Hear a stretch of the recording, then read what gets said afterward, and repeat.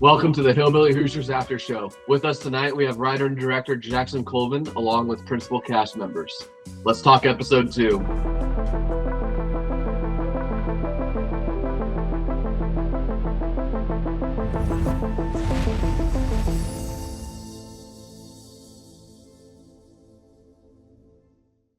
Jackson, what was the biggest challenge in expanding the show from two guys with a scheme, just everything that we see that's new about the world in episode 2? Yeah, I think a lot of the stuff that, I came up with, for further episodes was things that were already there that I kind of just maybe just kind of thought about, like, how do we turn this into like more of a sitcom? Like, how is there like we had already wanted to do an episode about like a taxidermy cat. I was like, okay, how do we turn this, into stakes and like a problem for the characters?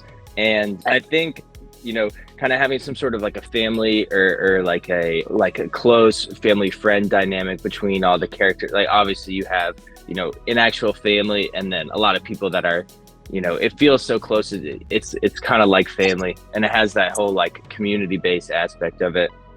But I think, like, first and foremost, I was just always trying to make it funny. I think that was always like there's a lot of like, crazy like swings, I think, in it, like storytelling wise and in everything that we did it in season 1. But first and foremost, I think I was just trying to make it a funny show. I think you did pretty well there. Alex, Johnny's logic in episode 2 is quite frankly incredible. We have the fake candles website, the Wacky Jacks chaos, and then the genius plan to crash Josh's party. How do you keep Johnny dumb but never boring? I think, put it simply, I just do it like I would myself. Pretend to be myself. But you're not a dumb guy, though, so how do you balance that out? I can be pretty dumb, so I do a lot of stupid shit, so it wasn't too hard to pull that off and pretend to be stupid. Hank, Timmy clearly thinks things with Lizzie are becoming serious, while Lizzie absolutely does not see it that way. How did you play Timmy sincerely instead of making him look totally delusional? I don't know. I thought it was funnier if he was really into it, and Olivia was wonderful to work with on that one. So, it's just to me it reminded me of like stupid young conquests, like, and just trying to like, stupid summer love, which was kind of funny. And if he goes all out and falls flat on his face, all the better. So, show of hands for the group.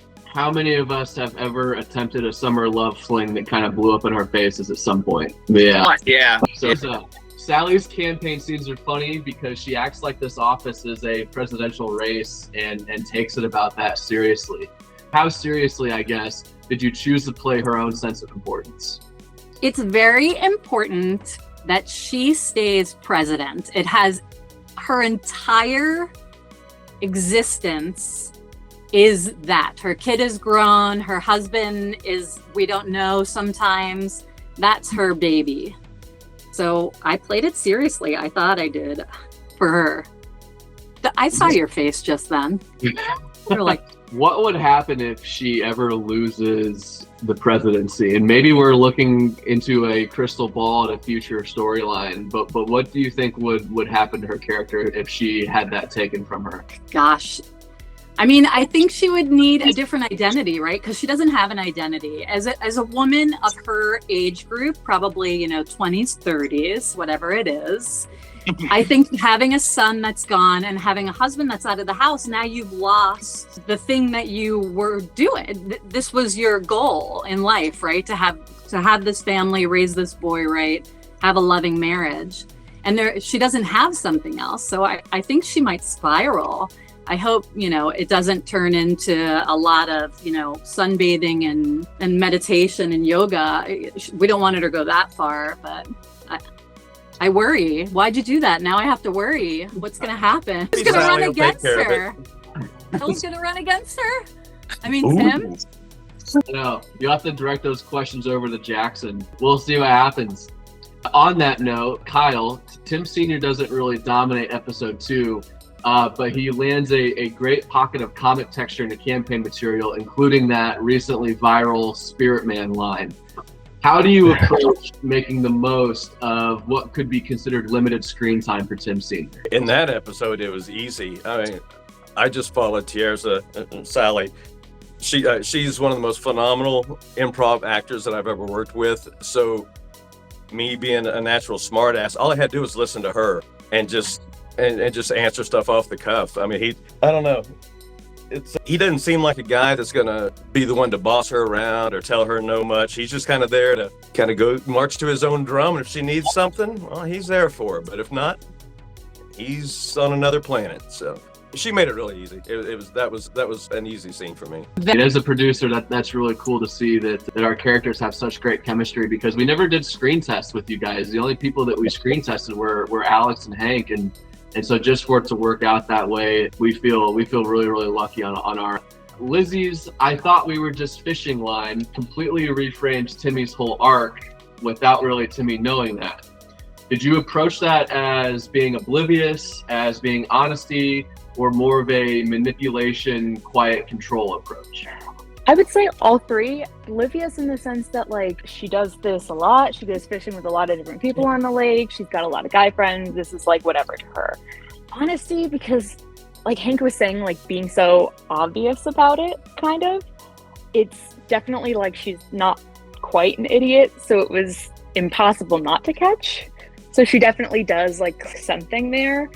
But it is also a little bit manipulative in the sense that, like, she really likes fishing, and this is a new fishing partner who's got like new rods, and he also doesn't seem very experienced, so she gets to like talk to him a lot about it and like teach him stuff. So it's definitely like a combination of all of those things. What small moments did we see out of Lizzie in season 1 that you would be interested in exploring more in season 2? Okay, there was one bit where I had to chug the drink, the Four Loko, and you guys actually used the worst clip because I stopped drinking and it's the goofiest face. But I do really like the idea of exploring Lizzie, kind of, though she seems one of the more normal characters, being a little bit like the rest of the Lakers, still like crazy like everyone else. AJ, Josh can't be only scary or only just ridiculous. There has to be a balance of both. How did you find that balance in the bar confrontation and the hostage scene and everything else that we saw in episode 2? All right, so essentially I had to be just the right amount of without sounding too stupid.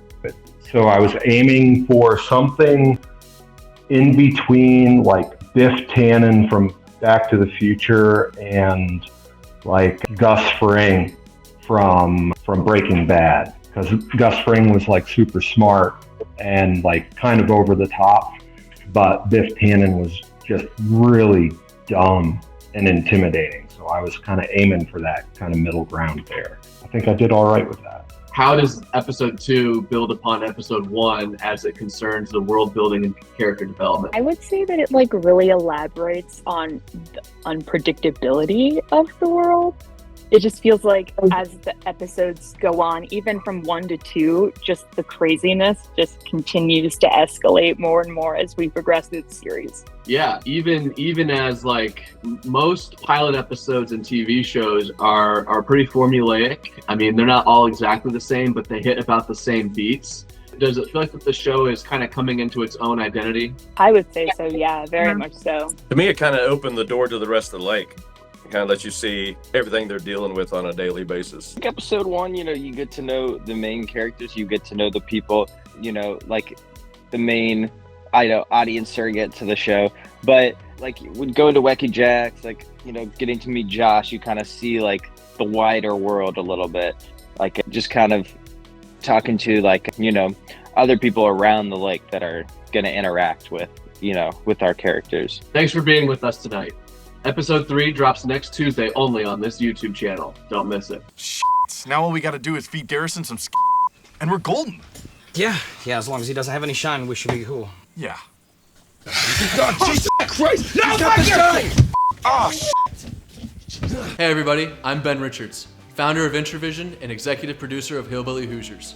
To keep up with everything that we're doing and to grab merch from our store, Follow or subscribe at intravision.us or visit intravision.us. Thanks for watching, and we'll see you next time.